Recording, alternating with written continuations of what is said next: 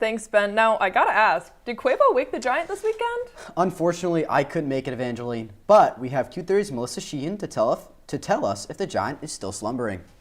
It's starting to warm up around campus, and I don't know about you, Christina, but I might even break out the shades. That doesn't surprise me at all, Andrew. Good thing Patrick Walsh is here to give us the 3-day weather report.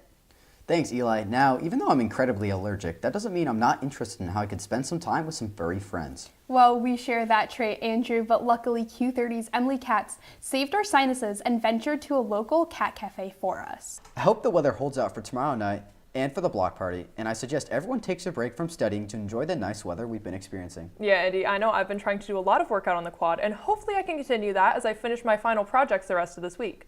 Luckily, Brittany Brown-Leavitt is outside with our 3-day weather forecast. How's it looking, Brittany?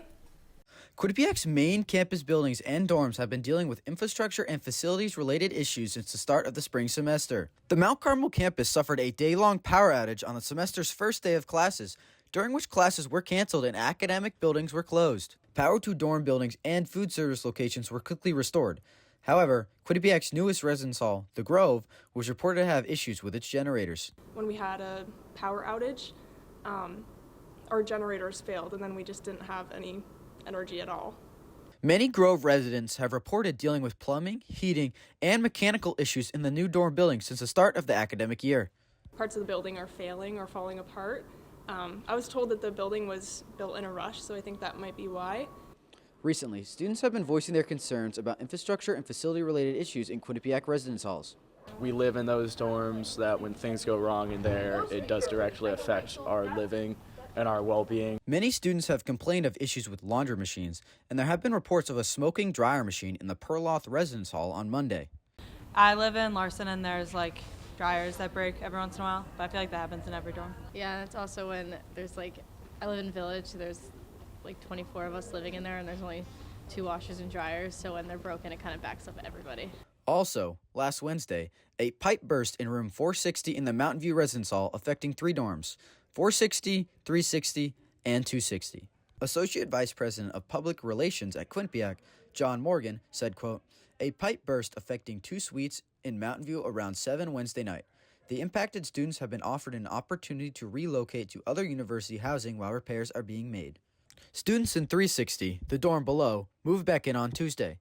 460 residents have been told that, as of Monday, they will be able to return to their dorm in 15 to 20 days, according to Residence Hall Director Shai Malcolm. Students are concerned about the state of Quinnipiac's infrastructure and are wondering, will this continue? Reporting from the Grove for Q30 News, I'm Andrew Allison. President Donald Trump signed an executive order calling for the breaking up of the Department of Education last week. Although the president can't completely dismantle the department because it is a cabinet-level agency, the restructuring will leave it a shell of its former self. The Department of Ed's function is to support state and local education systems, promote educational equity, and provide loans and grants to higher education institutions and students. The Department of Ed is also responsible for the free application for federal student aid, or FAFSA, and this includes granting federal work-study opportunities. For example, the Department of Ed gave Quinnipiac University almost $27 million as part of the Higher Education Emergency Relief Program during the COVID-19 pandemic, and part of that money went to individual financial aid grants for students. When asked how Quinnipiac is handling this, John Morgan, Associate Vice President for Public Relations, said this: "Quinnipiac University remains steadfast in its commitment to supporting students by providing access to financial aid resources. We are closely monitoring the situation, including the potential closure of the U.S. Department of Education and the possible transfer of federal financial aid programs, including Pell Grants, to the Small Business Administration. At this time, federal financial aid programs remain in place, and Quinnipiac will continue to guide and support students in navigating any potential changes." Quinnipiac also receives grants from other federal agencies to support certain philanthropic programs. Outside of Quinnipiac, the Trump administration also froze around $14 million that were supposed to go to Connecticut school districts. Many school districts will not receive the money that they had already included in their budgets. The actions by the Trump administration continue to cause uncertainty for Americans, as now money for educators and students is at risk. Students, please do not hesitate to reach out to the Office of Financial Aid or the Student Services Office if you have any questions or concerns. Reporting from the Quad for Q30 News, I'm Andrew Allison. Today, Quinnipiac hosted the ribbon-cutting ceremony for its new South Quad, including 2 new buildings, the site and a new school of business. These 2 buildings, including the Grove, are the first standalone buildings built on the Mount Carmel campus since the 1990s. Cut! Cut! While Quinnipiac doesn't have the official certificate of occupancy for the two new buildings, so students are not allowed inside yet, the South Quad is open for all to explore. The buildings are nearing completion as part of Quinnipiac's 3-year plan for the South Quad.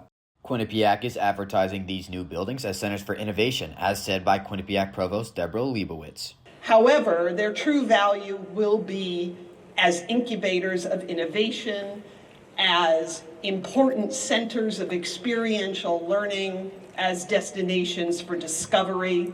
And they are going to be spaces where the magic that we all know to be QU will thrive. Chuck Saya, chairman of Quinnipiac's Board of Trustees, emphasized how the buildings will support student ambition. It says that we have the courage here in Bobcat Nation. And when you combine courage and ambition unleashed, it's a lethal combination. And this is what you're witnessing, is ambition unleashed. As part of the South Quad, the Board of Trustees chose to name the Business School Courtyard in honor of President Judy Olian and her husband Pete. It was a stunning surprise. I had no clue. I'm just so grateful because buildings aren't, as I said, architectural monuments. They're enablers of the kinds of connections, the kinds of experiences that we want our students and faculty and staff to have. The first building, called The Site, will be used by the College of Arts and Sciences. It has a 700-person auditorium, labs, a greenhouse, and faculty offices. The second building, a new school of business, will have a financial technology center, group study rooms, a coffee bar, and event space, as well as a smaller auditorium. These buildings will be available to students when they return from summer break. Reporting from the South Quad for Q30 News, I'm Andrew Allison. Hi everyone, I'm Q30 News executive producer Andrew Allison, and today I'll be interviewing former Student Government Association President JP DiDonato. JP, how are you doing today? I'm good, thanks for having me.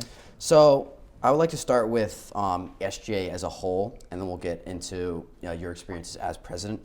So when I came to Quinnipiac, I wasn't exactly sure what SGA does on a day-to-day basis. So could you explain that to a student who maybe not understand what SGA does every day? You mentioned how SGA helped with hiring the new president. How involved is SGA exactly in that? Yeah, sure. So as president of the Student Government Association, I served on the University Board of Trustees. There have been nearly 300 reported cases of measles in the U.S. so far this year, which is already more than all of 2024. So far, cases have only been reported in Texas, New Mexico, and Oklahoma.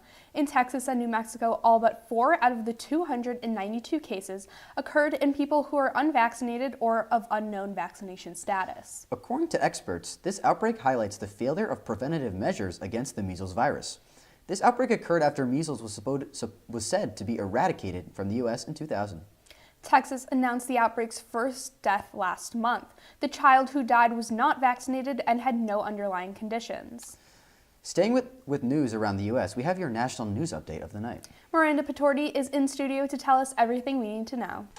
Yeah, thanks, Brittany. Unfortunately for me, I got a lot of studying to do, so I think I'm going to be mostly staying in this weekend and focusing on school. That's understandable. I'm actually heading back to Pennsylvania. Like I said, I have a concert, so I'm going to see Saint Motel with my mom and my sister.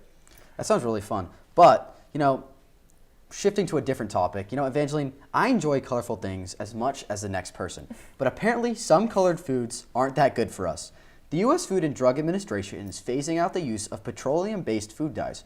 According to Commissioner Marty Markery, this is an important step in keeping America's children healthy. Yeah, Andy, these dyes are found in candies, cereals, beverages, and even some medications. They're used to make the food more appealing to the eyes, but they can have adverse effects, including increased risk of cancer or tumors, toxicity to cells, irritability, restlessness, and sleep disturbance. The Biden administration began the process of phasing out dyes in January, but the process is now being accelerated.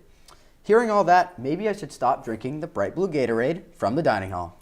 Yeah, maybe, but switching from DC into New York. We have Julia Barchell in studio to give us a financial rundown. Julia? So, Sleeping Giant State Park probably has a lot of birds, but I doubt it has one like this. I can't say I've ever had the honor of meeting a bird that has such capacity for destruction. Yeah, Andy, I certainly would not want to be parking in this Massachusetts town where a woodpecker damaged 25 cars all because he saw his own reflection. This unnamed assailant was caught in the act by townspeople. This is becoming such a problem that many have resorted to putting plastic wrap over their mirrors to put an end to this reign of terror. Zoo experts say, luckily, the string of vandalism should be done as soon as the mating season is over for the woodpecker.